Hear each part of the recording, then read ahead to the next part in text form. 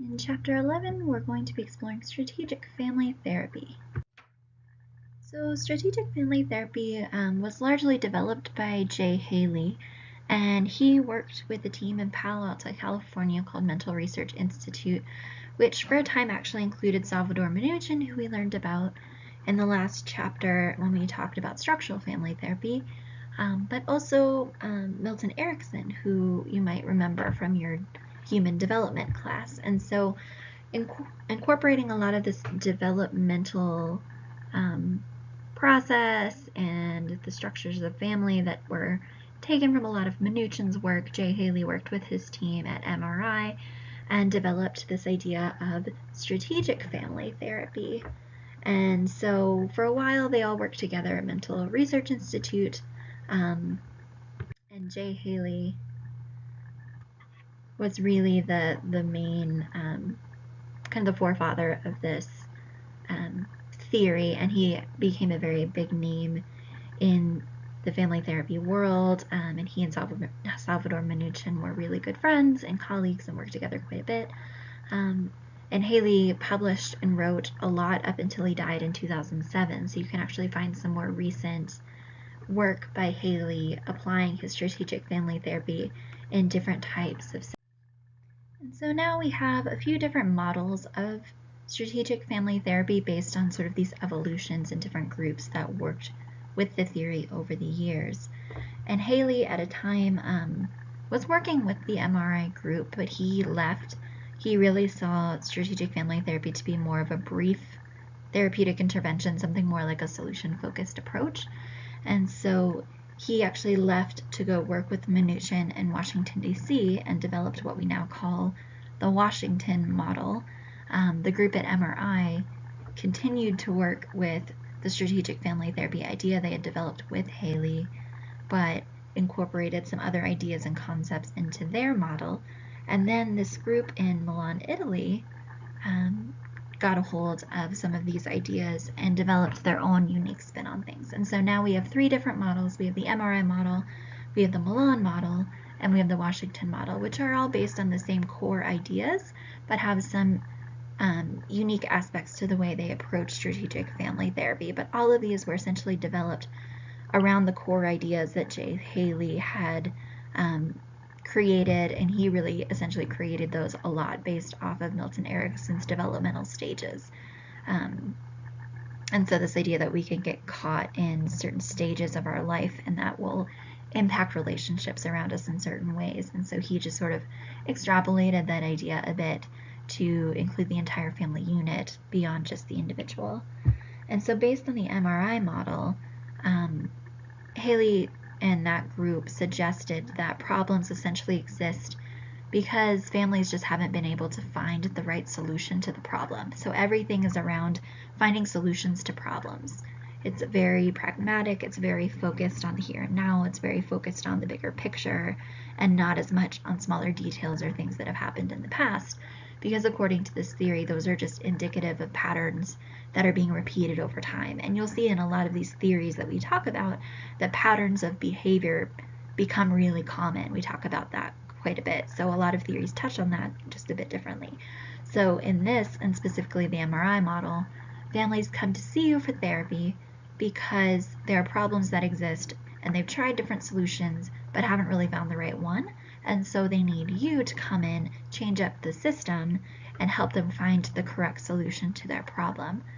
And so based on this logic, the MRI model proposes that there are really three different core issues that a family might be experiencing. And that might be that the family or one person in the family needs to be doing something differently but doesn't want to or can't. It could be that the family or a member in the family needs to stop doing something, because again, this is a very behavioral approach. So there's something that they're doing that they need to stop, but they don't want to, or they can't stop doing whatever that behavior might be. Or the third option being that the family or the individual has been trying different solutions, but they haven't been effective in solving the problem. So it's a bit like that whole idea of doing the same thing over and over and expecting a different result. So that is the same kind of idea they're applying here. The family gets stuck in this pattern of behavior and is wishing for a different outcome, but isn't willing to change the pattern of behavior to get that outcome. Your book gives you some good examples of what this might look like.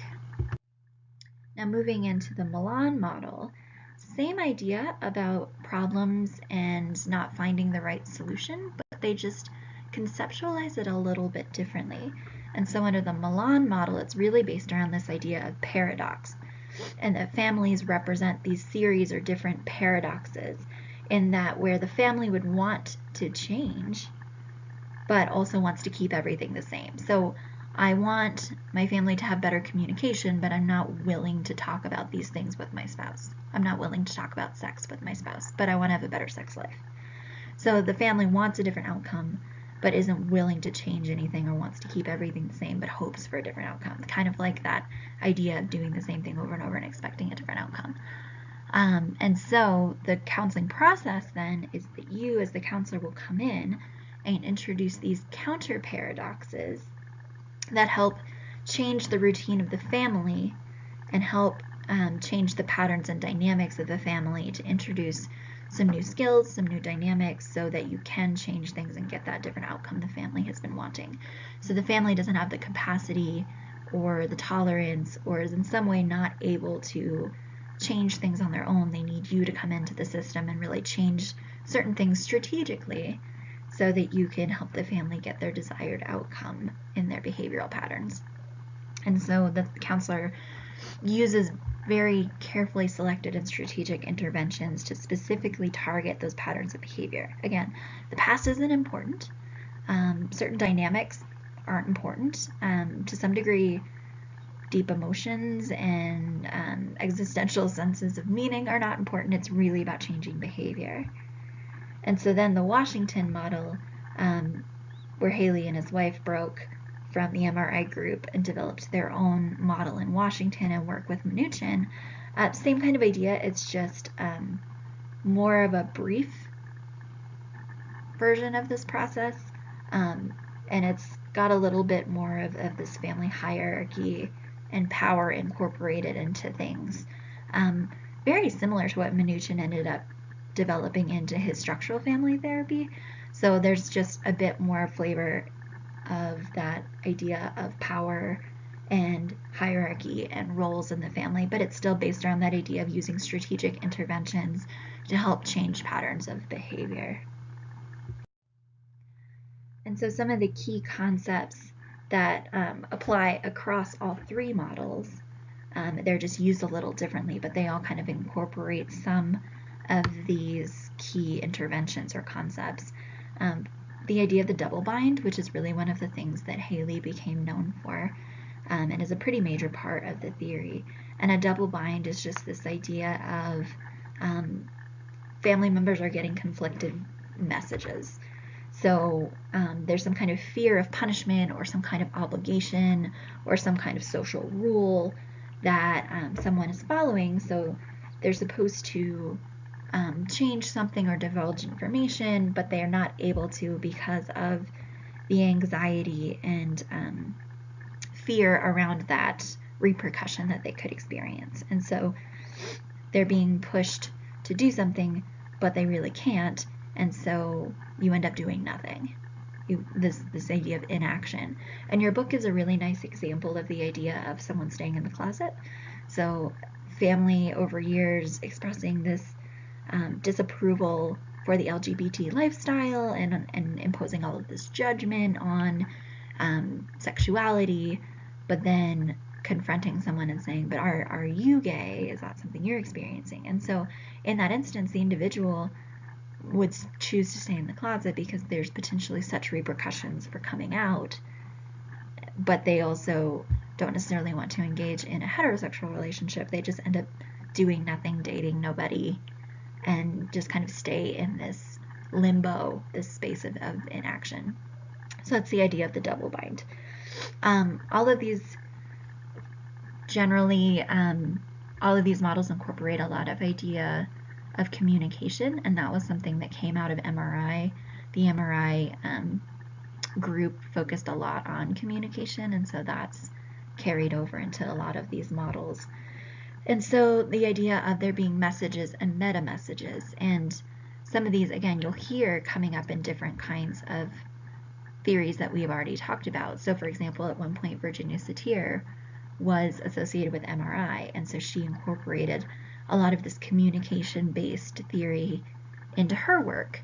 And so messages and meta messages in this case are a little different than what we've talked about generally, but not really all that different. So it's just the idea that there are messages, which are these overt, clear things that we're actually saying to each other, and then there are meta messages, which are implied or subconscious, or things that we won't actually say but are meant when we're communicating with each other. And so in this therapeutic process, clients are bringing us messages, and it's our job to kind of dig and find the meta messages that are indicative of those patterns of behavior that are going on over time that are creating dysfunction or chaos in the family. All of these models incorporate some idea about family rules, and in this case, rules are really more about routines or patterns of behavior, so rules of conduct as opposed to rules of the role that you play in the family. And so the rules might look like these are things that I'm allowed to do or not allowed to do, or these are things that we talk about or we're not allowed to talk about. And a lot of times these rules are unspoken, they're unconscious, they're just patterns that people have followed forever, but they can't really explain why.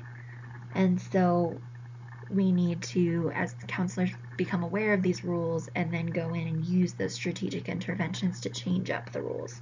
And really the point of the rules is to maintain this idea of homeostasis, which is another really important part of all three models and something that Haley wrote and talked a lot about. And so homeostasis meaning the status quo, meaning the typical behavior, meaning what everyone's comfortable with. And so the family might be resistant in session because they're trying to maintain that homeostasis and you're trying to change the rules. And so we have to be aware of what that is, and our goal is to get to a place where we create a new homeostasis for the family that's more incorporating what everyone needs or the desired outcome for the family. And then more in that line of communication, they talk about positive and negative feedback loops, which are not necessarily what you would think based on the name. So it's the idea that we get caught in these patterns of communication, and these have a lot to do with that idea of family rules. And so positive feedback, but negative feedback loops being rule-oriented behavior, and where things are very structured. There's no opportunity to change things.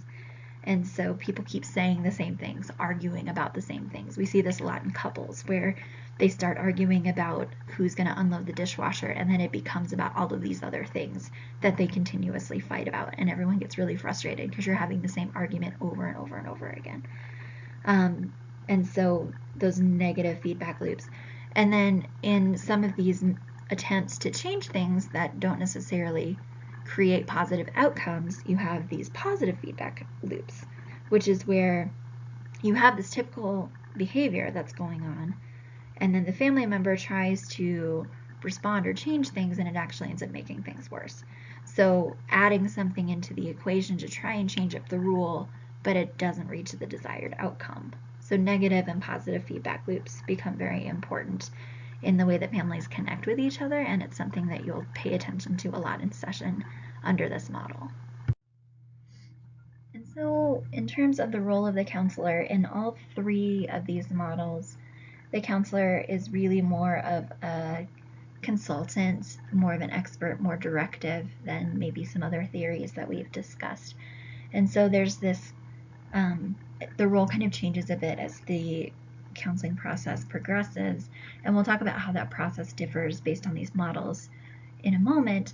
But initially, the counselor's role really in the beginning is more of a consultant, an assessor, an expert. There's not a lot of focus on building meaningful rapport with the client, but really it's more the counselor directing the session, acting as an expert or an authority figure, and really interpreting and assessing what's going on with the family so that they can build some goals and find some interventions that are going to address those problems more directly. And so Haley really emphasized that it's up to the counselor to create change in the family. It's not up to the family members. And so the counselor is really expected to put in a little more work than maybe the balance of power is a little different than maybe with some other theories where the counselor is really putting a lot of thought into how to direct sessions, giving specific interventions, and assessing what's going on in the direction of counseling. And so interventions are really focused on whatever the underlying problem is that you're trying to address, and those are really based on the perceptions of the therapist. Now, depending on the model, some of them give a little room for you to kind of check in with the clients, the family, use some reflection and figure out what's going on. But overall, the counselor is really in this interpretive expert role. And so the counselor really plays a bigger part in developing goals for the family, developing a plan, and then introducing strategic interventions, trying out different things until you find something that works, that leads to a solution to the problem, and then you terminate counseling. So it's almost a very solution-focused type of approach. And so the goals look a little different based on the model, but overall focus is really on behavioral change. It's all very behaviorally based. And so it's not necessarily addressing the surface issue that the family brings in. So things like forgetting to put the cap back on the toothpaste, or my husband doesn't empty the dishwasher. That's a really gender stereotyped example. But you're not necessarily just addressing those surface level issues that come in. That's really a solution focused approach, but it's figuring out the underlying patterns that are going on, and those surface level issues are really indicative of underlying patterns. And so focusing more on second order changes, which is changing those patterns, changing those rules, addressing those paradoxes, addressing those feedback loops, things like that, as opposed to just addressing those surface level issues that the family brings in. And so you're not as interested in the past, you're not really interested in focusing on emotion, you're not really focused on developing insight. It's really finding solutions to the problem being those underlying patterns of behavior that are going on over time. And so with the MRI model, really behaviorally focused, interventions are really just a way to find a solution. And so those are coming from the counselor and strategically focused on whatever that problem is. Very goal-oriented, but in the MRI model, it's really focused on the family system. So what patterns are going on amongst different members of the family, and what's going on in the system as a whole. So not really worried about the individual perspective as much, but mostly worried about patterns of behavior going on among family members. And in this model, they talked about how there really aren't any perfect families or ideal ways of being. It's really just a matter of taking a family in chaos who's having dysfunctional patterns of behavior and introducing interventions until they are able to get to a point of functioning. So there's no ideal family, all families are different, and so the counselor has to really get to know the family and understand what's going on so that they can get the family to a place of functioning again. So it's a really simple process, and the goal is to figure out what the problem is, set a goal, find the solution to the problem. Now in the Washington model, still behaviorally driven, but if you think that at this point Haley has left the MRI group, he's gone to Washington, D.C., he's working with Minuchin, so you see a little bit more emphasis on some emotion, but still from a behavioral place. So your behavior, if you change that, you'll change your emotions about what's going on. So it feels a little more cognitive behavioral in that behavior drives emotion and the cognitive process behind it. So not as CBT oriented as an actual CBT model, but it has that connection between behavior and emotion. And so those strategic interventions consider the family structure as a whole. And he really took a lot of Minuchin's ideas about family structure and incorporated some of that into his strategic model in the Washington School. And so it's this matter of, again, identifying the problem, introducing strategic interventions focused on goals, but the goal is really to shift the family structure in a way that allows for more healthy patterns of behavior. So there might be a series of short-term goals that get the family to a place of functioning again.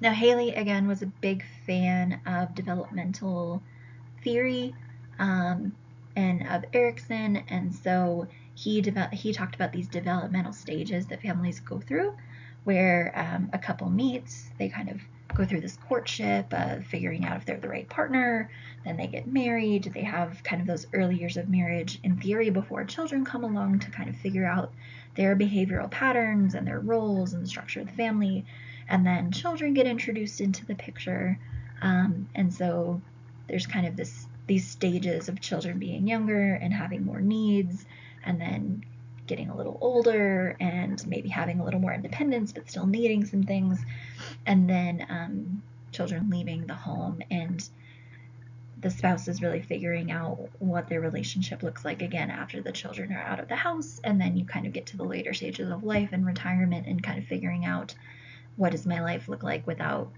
work in our playing a role in our relationship? What does our life look like when we're retired? What does life look like when we're on our own again, or maybe need a little more help? And so there's this consideration of developmental stage that goes into what the goal of the counseling session should look like and what the structure of the counseling session should look like. And then in the Milan model, again, behaviorally focused, but it's really about exposing patterns and disrupting those patterns based on paradox, based on motivation for behavior. And so in this way, the Milan model is a bit more cognitive than the others. So what is the motivation and thought behind what's going on in the family? And so for techniques, all three models use similar techniques. They just use them a little differently and at different times. Some favor different techniques over others, so we're just going to go over all of them generally and know that different models will use them differently. So first, joining, which was something that came from Minuchin, and so same ideas as structural family therapy. Haley called this the social stage, so it really looks like less structured conversation with the family. So it's not really as strong as building rapport. It's really just finding a place in the family structure to the point where you can start introducing interventions and do a proper assessment of what's going on. And so you're just connecting with the family, becoming a part of their typical interactions, so you can learn about the patterns of behavior that are going on. But he doesn't go so far as to say you should connect with the family and join with the family to the level that Minuchin did in structural family therapy. So it's really more from an assessment place.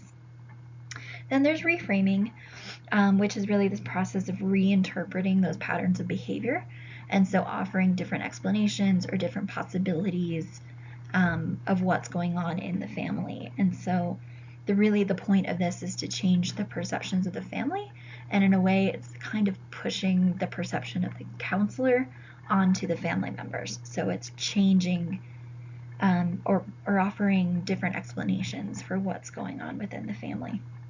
And this is really meant to change some of those feedback loops, to change some of those paradoxes, to bring light to some of these patterns of behavior.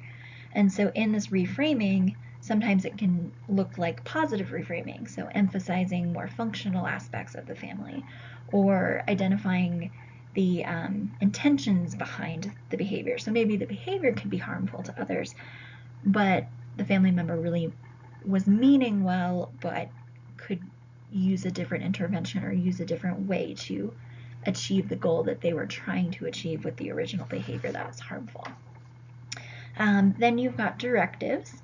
So this really looks like the counselor giving instructions or introducing interventions or trying to change up the pattern with the family. And so the counselor is really giving different ideas, suggestions to the family members to try things or to change up those patterns. And so in communicating with clients in this theory, the counselor might ask questions or reflect or paraphrase towards the beginning, and this is really a means of assessment and figuring out what's going on, or they give directives. And so these directives are really experiments with new behavior, and they're meant to disrupt those patterns. So that might look like, hey, why don't you try something else at home for homework, and then let me know how it goes in the next session. Sometimes they do it in the session, but really Haley emphasized that a lot of the changes in families happen between sessions, and so he was very fond of giving homework and directives for the family to try out at home, and then come back and kind of report how it went and introduce a new intervention from there if it didn't work. And then finally, we have paradoxical interventions, and so these are strategic interventions that are meant to address paradoxes within the family, because those paradoxes and double binds are a really big part of this theory, and so there are interventions that are meant to specifically address that. And so prescribing the symptom would include identifying the problem and then offering some other intervention or behavioral experiment that would in some way counter that paradox or break that paradox. And so it's meant to either address the problem directly or introducing something to highlight that the problem is now under control or show progress. And so it's introducing different behavioral experiments for family members that would change up those paradox situations or show that they've been improved since the beginning of the counseling session. Restraining family change, and so Haley talked about how the counselor is really the director of the counseling experience for family members, and so he would suggest that the counselor should limit or kind of pace changes within the family and only allow them to change certain behaviors or change a behavior just a little bit around that problem that you're trying to address, and do that slowly so that you can monitor change as it goes along, because you don't want to cause harm by introducing just a whole bunch of different interventions really quickly. You really want to make sure that you're assessing as you go along how the family is changing, if it's becoming more functional, what's going on, so that you can really identify what that issue was and how it was improved so that the family can have that understanding as well. And then amplifying family difficulties. And so in this case, family problems are made worse. So the counselor might aggravate or egg someone on to kind of amplify the issue or bring more attention to it or change up the pattern of behavior. So making things bigger, making things louder, making things different. So if someone has been frustrated with their father and they haven't felt comfortable saying anything, the counselor might encourage them in session to just yell at their father, because it changes up the pattern and it can sometimes bring different attention, different perspective, different understanding to what's going on around the behavior that maybe their issue is communication. So it might change up the dynamic and bring some different awareness to what's going on. So the general therapeutic process looks slightly different from model to model. So under the MRI model, they describe it as brief, and for them, brief is about 10 sessions. And remember, we're kind of in the 70s, we're getting away from the Freudian model, but it's still kind of the basis of things. And so brief for them means anything that doesn't last for years. Nowadays, if you get 10 sessions with a family, that's fantastic. But a lot of times, especially if they're under insurance, you don't even get that. So they described it as brief, but they said that this would take place around like 10 sessions or so. And so this process generally looks like first joining with the family in a very neutral way. So maybe using reflection or paraphrasing to learn about what's going on with the family, to make an assessment, to understand the family's unique experience, because all families are different. Through that process, the counselor can identify the issues brought into counseling and then create goals. And he talked about how goals should be positively framed. And so a goal, instead of the goal being, I wish we would stop arguing, the goal might be, I would like for us to communicate better. So that goals should not be negative, but should be positive. So then, based on these goals, you introduce these interventions and assess how they go and if they're addressing the issue or if they're not. And so, again, Haley and this group really emphasized that the change happens between sessions. And so they would introduce different interventions or experiments, have the families try them out in between sessions, come in, talk about how it went, and then reassess what needs to be done before the next session. And so they offer these new behavioral options to families in hopes that they address the issue at home, and then they're just kind of coming back and talking about it in session. And so you just try this over and over again until the problem's been improved, and then terminate counseling. Under the Washington model, they have that social phase at the beginning, which looks a lot like this joining process where you're getting to know the family. Except in the Washington model, you're exploring the perspectives of different family members. So instead of viewing the family as one unit, you're taking time to kind of understand the different perspectives of each family member. So if they're talking about something that's going on in the family, you might take the time and have each family member talk about their point of view and their experience with whatever it is that's going on. And so there's a little more emphasis on that family structure. And so you are doing a little more assessing of things like hierarchy, family power, family roles, as you're learning what's going on with the family. But after that assessment period, same idea, where you choose different strategic interventions designed to change up the family structure, change up the patterns of behavior. It's very much a trial and error type of approach, just like a lot of the other models in this theory, until you find the right solution and then terminate counseling. And then finally, the Malan model. It's a longer-term approach, and so they thought that it was more effective to give the family more time in between sessions to try things out. And so they suggest having a session once a month and having about 10 sessions. So in that case, the family counseling experience could last up to a year, where the family would come in, they'd have kind of this consulting session with, they ideally suggest that you have a group of counselors that work with one family. So you have this consulting session, you give them some interventions, they try it over about a month, come in again, and do this process over and over again until the family is able to address the problem at home. And so in this team approach, there's one counselor who works with the family in session, but you have things like two-way mirrors where there's a team of other counselors that are observing you and doing ongoing assessment as the counseling session's going on. And so they suggest that the counselors actually meet before the session, before the family's even in the room, come up with these ideas about what's going on, meet with the family, go about halfway through the session, kind of assessing and talking to the family about what's going on, take a break, meet again without the family in the room, test some of the hypotheses and talk about how they stood up to what the family presented, and then the counselor would go back in and offer the interventions that the team comes up with to try in between sessions. And then that same idea of trial and error, testing things over and over, the family trying things out at home, and then continuing to analyze family interactions in session to see if the problem has been solved at home.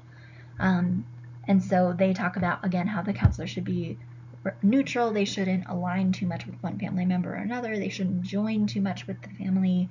They really should be this neutral party that assesses things, brings in new ideas, introduces new things to the family.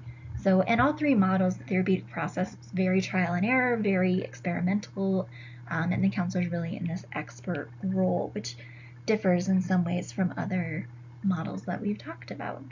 So that generally is strategic family therapy.